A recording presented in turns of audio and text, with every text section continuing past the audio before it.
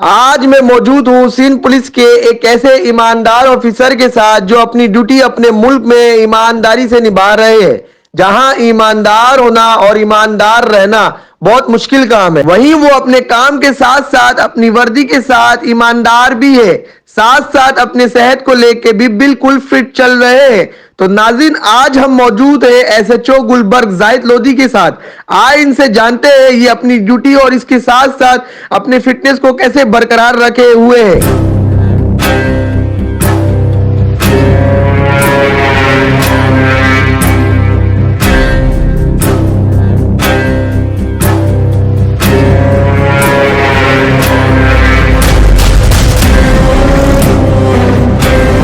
शेरी समझ रहे क्या दहशत की अलामत समझते हैं क्या? दहशत की अलामत नहीं समझते। बेसिकली इसका ट्रैकिंग का तरीका कार ही यही है। होता क्या है कि जो जराइम पेश है वो अचानक से अगर आ गया तो फिर क्या, अगर एक या एक दो पुलिस वाले हो गए तो वो तो उनसे आराम से निकल जाएगा। अभी आप देखें सीक्वेंस वाइज खड़े हुए हैं।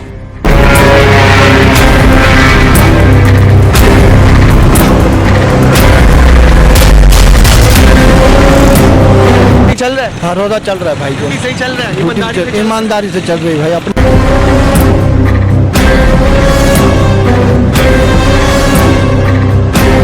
गपशप टीवी की वीडियोस देखने के लिए हमारा चैनल सब्सक्राइब कीजिए और बेल के आइकन पर क्लिक कीजिए ताकि आप हमारी तमाम आने वाली वीडियोस से बाखबर रह सकें।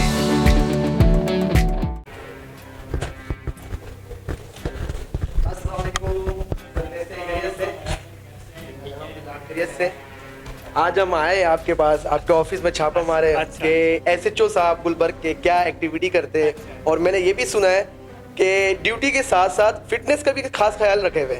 ऐसे क्यों सर? बिल्कुल ऐसे ही है। फिट रहना तो बहुत ज़रूरी है ना। फिट नहीं रहेंगे तो फिर काम कैसे चलेगा। तो ड्यूटी के साथ साथ फिटनेस के लिए जहाँ आप जिम कर रहे होते हैं, वहाँ भी हम अपने ऑडियंस को दिखाएंगे कि एक एसएचओ क्या अपनी ज़िंदगी गुजार रहे हैं ड्यूटी के साथ साथ।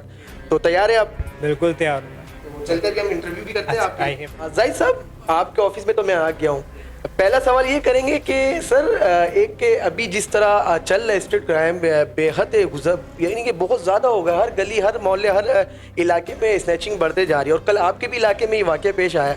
तो क्यों हो रहा है सर ये वाक़या? असल में ये आपको पता है कि एक तो बेरोज़गारी बहुत बढ़ गई, और उस हिसाब से फिर जैसे अभी ईद का इवेंट करीब आ रहा है तो ज़ाहिर है फिर ये डकैतियाँ बढ़ जाती हैं, और अमूमन हर साल ही ऐसा होता है। तो उसको फिर हम काउंटर भी करते हैं और फिर हम पकड़ते भी हैं, और इसकी रोकथाम के लिए हम अफसरान बाला जो है वो मिलाया अमल भी देते हैं, उस पर हम अमल भी करते हैं, और उस पर में कामयाबी भी होती है। ज़ाहिर है जुर्म तो ख़त्म हो नहीं सकता, लेकिन हम उस पर काबू पा सकते हैं, कम हो सकता है, और हम इसको करते हैं और कामयाब भी हो जाते हैं। इंशाल्लाह ये भी इतना बड़ा मसला नहीं है, हो जाएगा। सर, आज तो हम आपके साथ लाइफ स्टाइल आपकी दिखाने आए हैं। सारी चीज़ हम पूछेंगे आपसे कि पुलिस डिपार्टमेंट में कैसे आए, पहले क्या करते थे, एजुकेशन कहाँ से हासिल किया। सबसे पहले ये बताएं, पुलिस डिपार्टमेंट कब आपने ज्वाइन किया, और एक एसएचओ किस तरह बन गया आप? ठीक है, पुलिस डिपार्टमेंट तो पब्लिक सर्विस कमीशन के थ्रू भर्ती आई थी, तो वो हमने अप्लाई किया और एग्ज़ाम वगैरह दे के, इंटरव्यू वगैरह दे के, पूरा एक प्रोसेस था, उसके थ्रू पास हुए तो फिर हम एएसआई बने, और एएसआई के बाद फिर हमने ज़ाहिर हमारे कोर्सेज़ होते हैं, एबीसीडी कोर्सेज़ हुए, फिर वो हमने किए। उसके बाद फिर हमने अपर कोर्स किया, और फिर हम सब इंस्पेक्टर हुए, सब इंस्पेक्टर के बाद फिर अपर कोर्स किया। उसके बाद फिर हमारे जो आईजी साहब हैं उन्होंने एक पॉलिसी बनाई थी कि जी जो कॉम्पिटेंट ऑफिसर होंगे या जो लायक ऑफिसर होंगे उनका हम एक पूल बनाएंगे, और उसमें से हम एसएचओज़ लगाएंगे। तो आईजी साहब ने फिर ये एक पूल बनाया, उस पूल में फिर हम इंटरव्यू दी, मतलब हमने फिर एक प्रोसेस के तहत पूरी एक कमेटी बनी हुई थी, वो फिर हमने एग्ज़ाम दिया, उसके बाद रिटर्न टेस्ट दिया, रिटर्न टेस्ट के बाद फिर हमने इंटरव्यू अपीयर हुए बोर्ड के सामने, हमारे अफसरान थे सारे, उन्होंने जो सवालात किए हमने जवाबात दिए। उसके बाद फिर हम पोल में आ गए। फिर उसके बाद ज़ाहिर फिर हम अब एसएसपी साहिबान को इंटरव्यूज़ दिए, तो जो डिस्ट्रिक्ट के होते हैं उनको वो फिर हमारा रिकॉर्ड देखते हैं कि हमने कितने केसेस किए हैं, कितने गैंग बस्ट किए हैं, और कितना हमने वर्क किया है, हमारा सर्विस रिकॉर्ड कैसा है। तो उस हिसाब से फिर अच्छी शोहरत के आमिल अफसरान को वो लगाते हैं। तो अल्लाह का शुक्र है कि फिर हम इसमें कामयाब हुए और हम आवाम की खिदमत बेहतर तरीके से कर। सबसे पहले कौन से एसएचओ कौन से इलाके में आप तैनात हुए थे? अच्छा, मैं बिन कासिम में तैनात हुआ। वहाँ की परफॉर्मेंस कैसी रही? वहाँ देखिए हर थाने का एक अलग वो क्राइम के हिसाब से सिनेरियो होता है। तो वहाँ पे स्ट्रीट क्राइम तो कम है क्योंकि वो बड़ा समझ लें कि स्टील मिल के लिए ही थाना एक बना हुआ था वो, और वो थोड़ा जंगल एरिया है, और जंगल एरिया वहाँ फैक्ट्रीज़ भी हैं लेकिन जंगल एरिया काफ़ी ज़्यादा है। तो वहाँ पे वो स्टील मिल का जो लोहा है ना, वो एक ओपन ग्राउंड में पड़ा हुआ है, तो वहाँ से चोरी होती है। उसको फिर हम वो देखते हैं, और बहुत बड़ा एक एरिया है, स्टील मिल के सिक्योरिटी गार्ड और हम पुलिस वाले मिल के फिर पकड़ते हैं उनको। वो चोरी का रेशो वहाँ थोड़ा ज़्यादा है, और इसमें ये है कि वहाँ पे हाई टेंशन तार भी जा रही हैं, तो वो उसको भी लोग चोरी करने की कोशिश करते हैं। वो बिजली फेल हो जाती है, फिर पूरा इलाका उसको भी बड़े के इलेक्ट्रिक वाले और पुलिस मिल के काफ़ी उसको मॉनिटर करते हैं। तो चोरी वहाँ पे थोड़ी ज़्यादा है। तो फिर अब ये एसएचओ गुलबर्ग आप तैनात है, इस इलाके का क्राइम रेट मुझे बताएं कि कितना क्राइम रेट है और क्या परफॉर्मेंस आप यहाँ दे रहे रेगुलर के बुनियादों पे?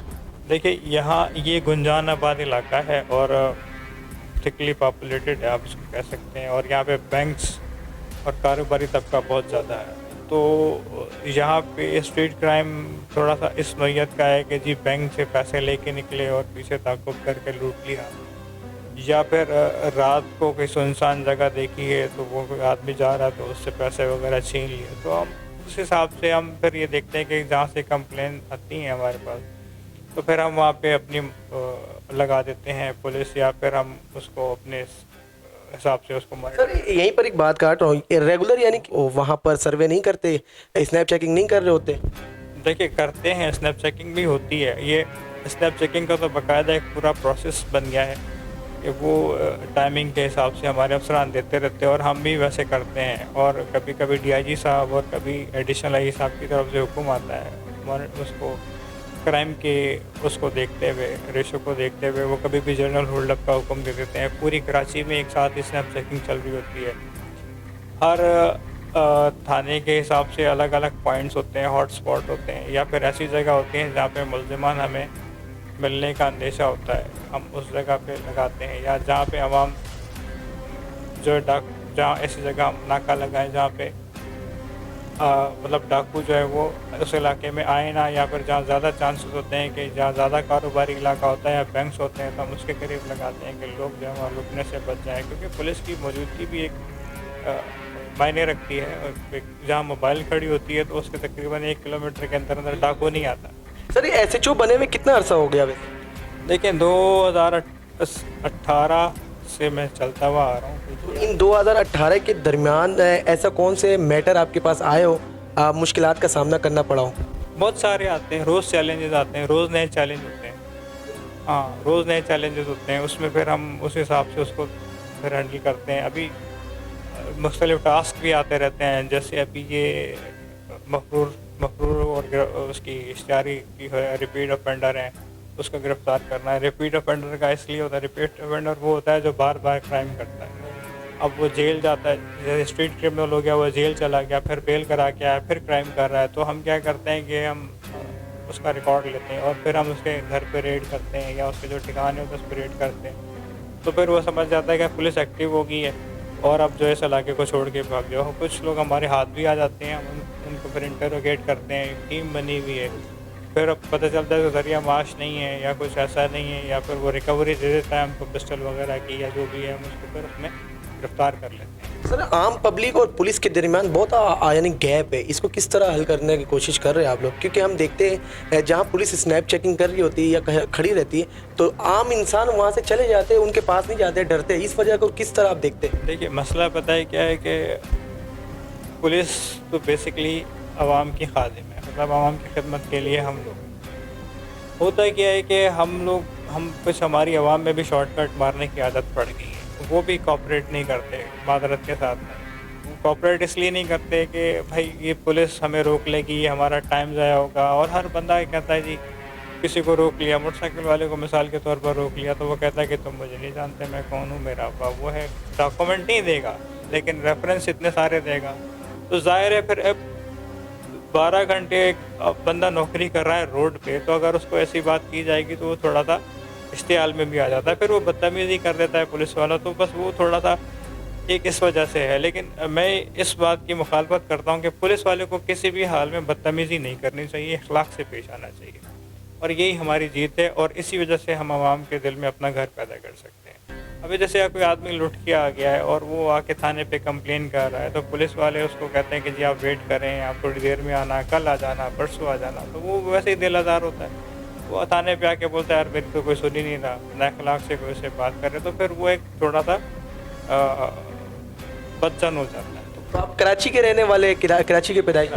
अभी ऐसे भी एक आपने सुना भी होगा अपने पास कि लोग कह रहे हैं कि डकैती इस वजह कर बढ़ती जा रही है कि सिंध पुलिस के जो लोग हैं वो कराची के रहने वाले नहीं है। क्या मैसेज देना चाहिए? देखिए, मसला ये नहीं है कि कराची के रहने वाले हैं या नहीं है, असल तो बात है तरबियत की और ट्रेनिंग की। अब मिसाल के तौर पर एक आर्मी पर्सन है, वो अगर ट्रेनिंग करता है तो वो तो एक आम आदमी होता है, तो उसके दिल में वतन की मोहब्बत और जान देने का जज्बा क्यों आ जाता है? वो इसलिए कि उसकी ट्रेनिंग में ये बात शामिल होती है कि आपने काम ही ये करना है, आपने मुल्क की हिफाजत करनी है। तो बिल्कुल जब हमारी ट्रेनिंग होती है तो हमें यही बताया जाता है और हमें इसी बात के लिए ट्रेन किया जाता है कि आपने लोगों की खिदमत करनी है। अब रहने वाला वो पाकिस्तान का ही है, मकामी हो, गैर मकामी हो या जो भी हो, उसका मिशन सिर्फ एक होता है कि उसने लोगों को प्रोटेक्ट करना है, तो और अपनी जान भी देते हैं। आपने देखा होगा कि स्ट्रीट क्रिमिनल से लड़ते हुए हमारे जवान शहीद भी हो जाते हैं, तो अब वो मकामी और गैर मकामी तो नहीं पूछता ना। मैं यही बताना चाहूँगा जो इन्होंने कहा कि शहीद हो जाते हैं हमारे मुहाफिज।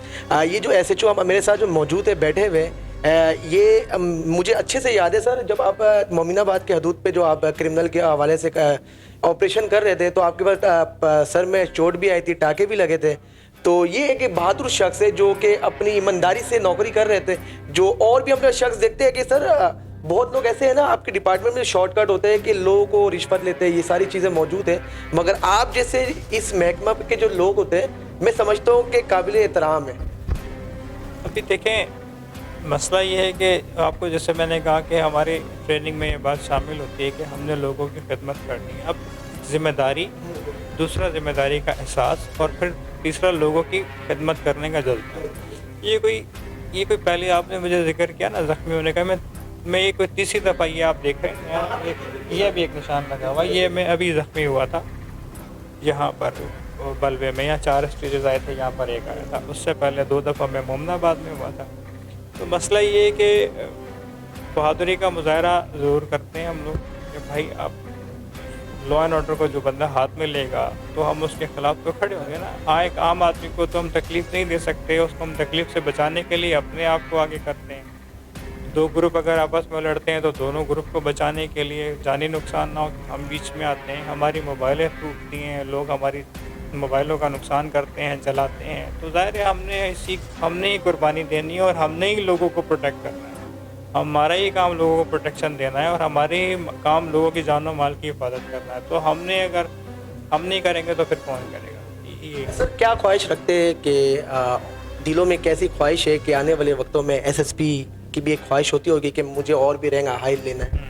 देखिए, मसला क्या है कि हर इंसान की ख्वाहिश होती है कि उसको सराहा जाए, उसको पहचाना जाए और उसकी मतलब लोग जाने उसको, मतलब शोहरत चाहिए हर किसी को। तो हर बंदा अपने हिसाब से अपनी फील्ड में रहता हुआ उसको मेहनत करेगा तो लोग उसको जानेंगे, पहचानेंगे। तो ज़ाहिर है हम जिस फील्ड में हैं तो इस फील्ड में जो मेरा रैंक है उसके हिसाब से ये सबसे आगे पोस्ट है SHO की, और इसमें यहाँ पर आके तो उसके बाद मज़ीद प्रमोशंस होंगी, उसके बाद इंस्पेक्टर, लेकिन ये एक सीट है और ये सीट ऐसी है कि इसमें अगर आप इस सीट पर आ गए तो आप लोगों की बेहतर तरीके से खिदमत कर सकते हैं और लोगों की आप मदद कर सकते हैं। ये भी कहा जाता है कि इलाके का बाप कहा जाता है SHO को। नहीं, इलाके का बाप नहीं है, बेसिकली इलाके का बाप नहीं है SHO, इलाके का सबसे बड़ा रखवाला है।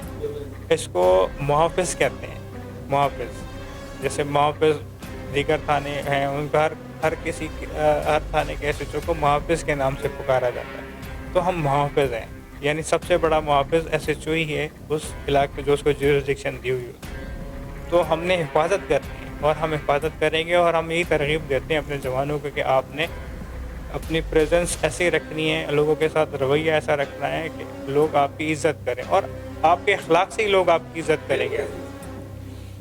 अगर आपका अखलाक अच्छा नहीं है तो ज़ाहिर है अगर आप कितना भी अच्छा काम कर लें तो वो लोग आपको नहीं सुनाएंगे।